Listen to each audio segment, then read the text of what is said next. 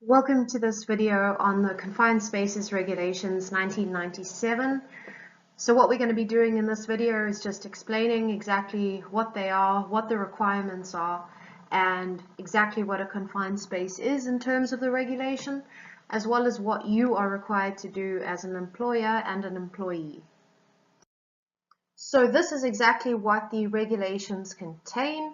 We're not going to be covering 8, 9, signature, etc. We are only going to be covering 1 through to 7, because those are the most important things that we need to know about to know how we can comply, and defense and proceedings as well. What defense do we actually have should something go wrong?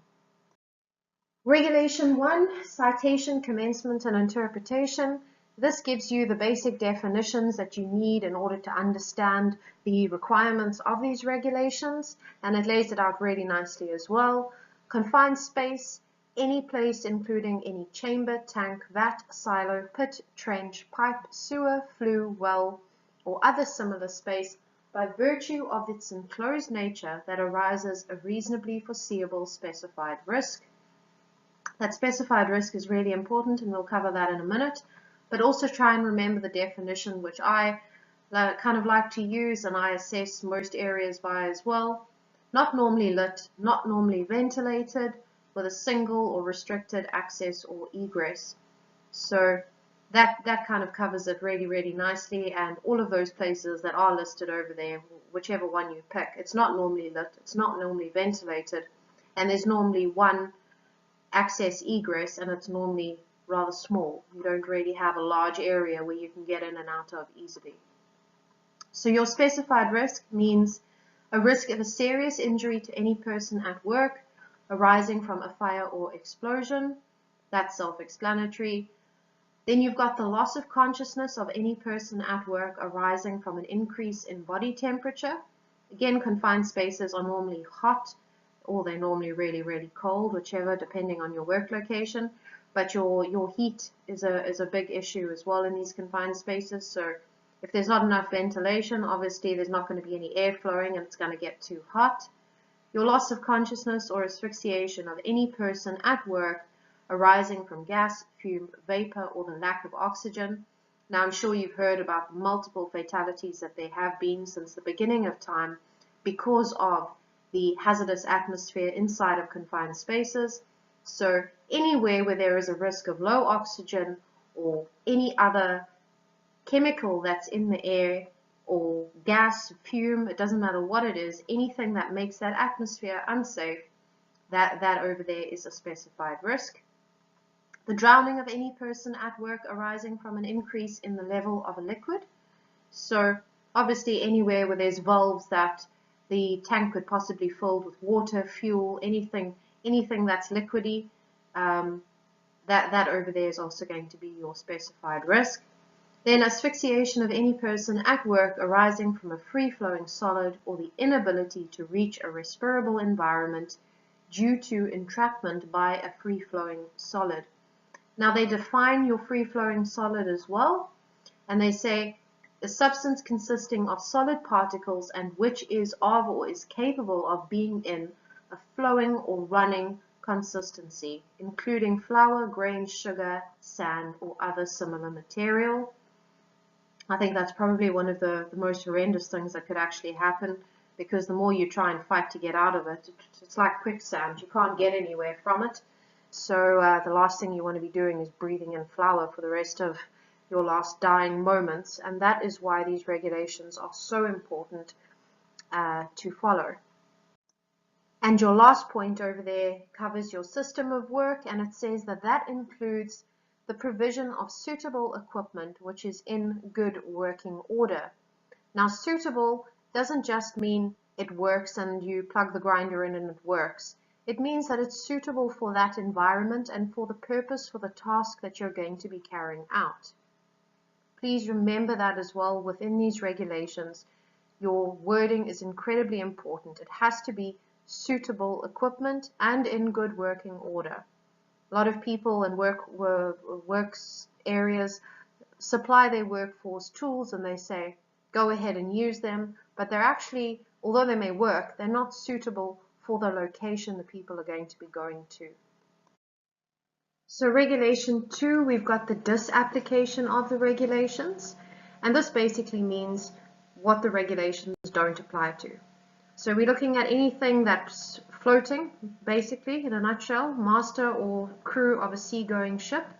So all those activities that are carried out like that offshore, there's different regulations that govern those.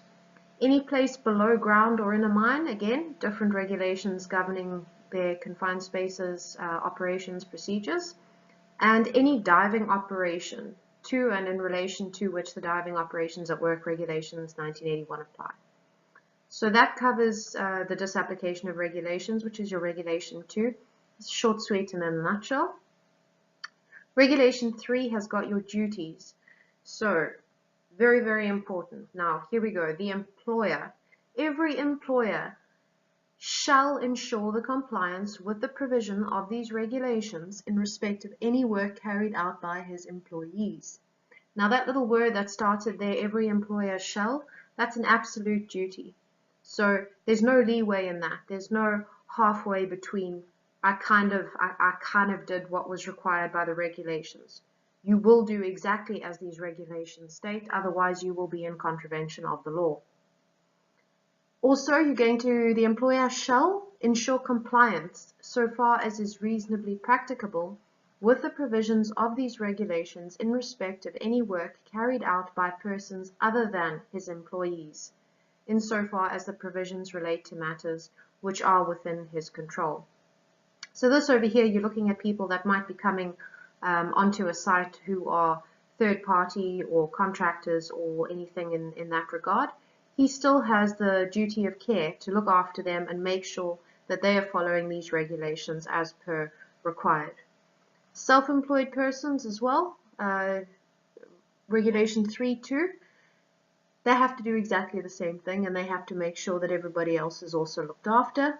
Simple, short, sweet, and nutshell done. Regulation 4 is your actual work in a confined space.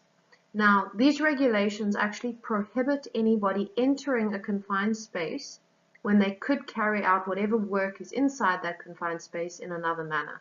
So, if you want to enter a confined space for any purpose, you have to actually be forced to do so by way of there is no other practicable way to carry out the work that you need to in that confined space. And that is all the way up to, so we're at Regulation 4 now. Let's go on to Regulation 5. Regulation 5 details the emergency arrangements that are required for confined space work.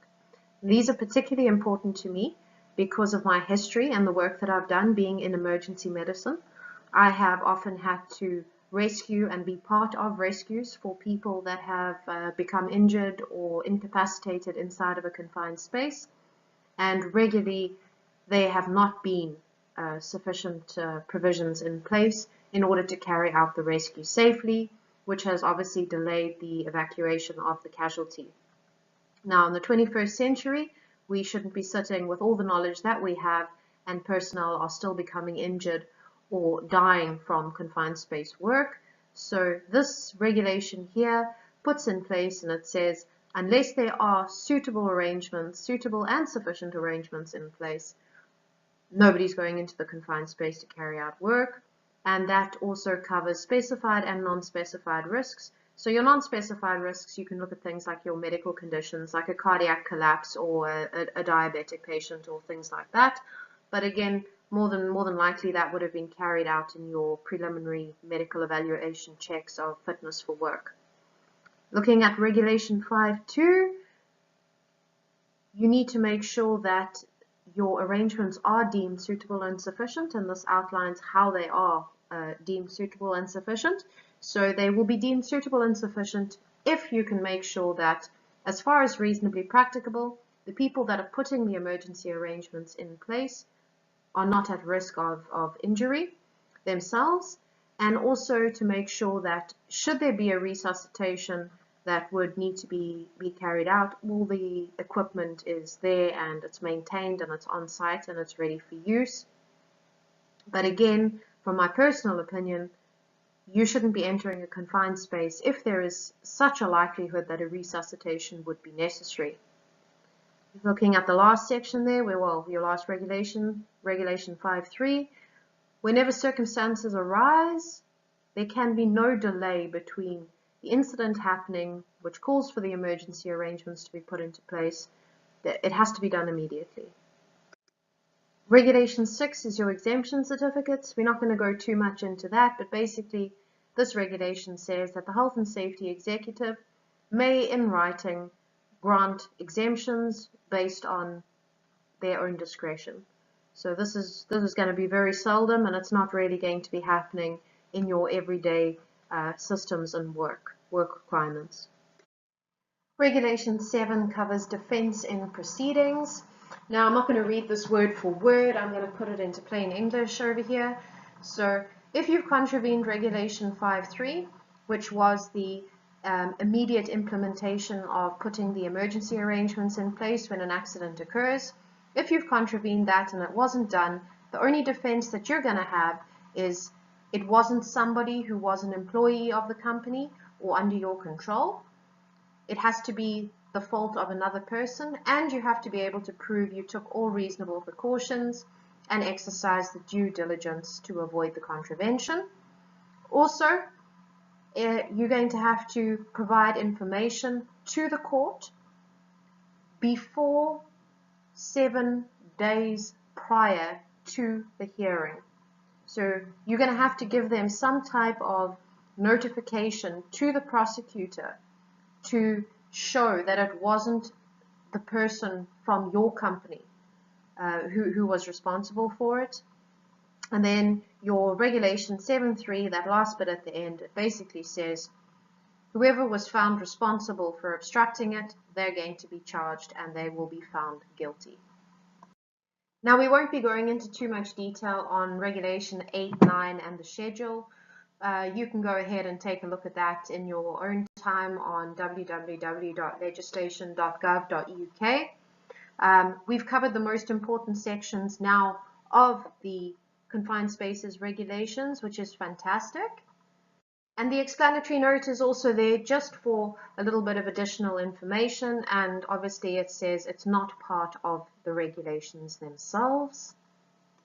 And that brings us to the end of this video. Confined Spaces Regulations 1997 is done. I hope you've enjoyed it. I hope it makes a bit more sense now. Have a safe day.